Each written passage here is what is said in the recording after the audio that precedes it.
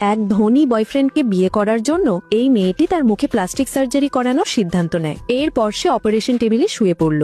এরপর যেই plastic surgery করার জন্য অ্যানেস্থেশিয়ার প্রভাব শুরু হলো, সেই মেয়েটি ধীরে ধীরে অজ্ঞান হয়ে গেল।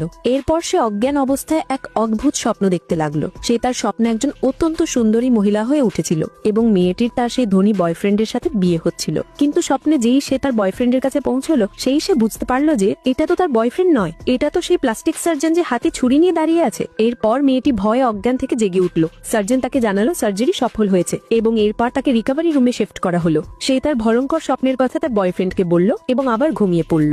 এরই মধ্যে তার বয়ফ্রেন্ড নিজের মোবাইল দিয়ে মেয়েটির ছবি তুলে তার মাকে পাঠিয়ে দিল। কিছুক্ষণ পর মেয়েটির ঘুম আবার ভেঙে গেল। ঘুম ভাঙতেই সে দেখলো যে তার বয়ফ্রেন্ড আর সার্জন কাচের ওপার থেকে আস্তে আস্তে কথা বলছে। এরপর যেই বয়ফ্রেন্ডের নজর তার উপর পড়লো, সেই সে সঙ্গে সঙ্গে কথা বলা থামিয়ে দিল। এটা দেখে মেয়েটির মনে সন্দেহ হলো যে কিছু একটা গোলমাল আছে। এরপর সে ঘরটা খালি পেয়ে চুপি চুপি ঘর থেকে বেরিয়ে এলো। এরপর সে দেখলো যে ডিউটিতে থাকা একটা নার্স তারই মেডিকেল ফাইল চেক করছে। তখনই নার্সের কাছে একটা ফোন এলো আর সে সেখান থেকে চলে গেল। এরপর মেয়েটি সুযোগ বুঝে তাড়াতাড়ি ফাইলে উকি দিল, কিন্তু সে ফাইলটাতে যা দেখলো তাতে তার পায়ের তলার মাটি সরে গেল। সে দেখলো যে তার বয়ফ্রেন্ড তাকে একদমই কুৎসিত মনে করতো এবং সেই ডাক্তারকে বলেছিল আরো একটা সার্জারি করে মেয়েটির মুখটা সম্পূর্ণ বদলে দিতে। ঠিক সেই সময় মেয়েটির কানে পাশের ঘর থেকে একটা অদ্ভুত আওয়াজ এলো। পরের পার্টির জন্য কমেন্ট করুন।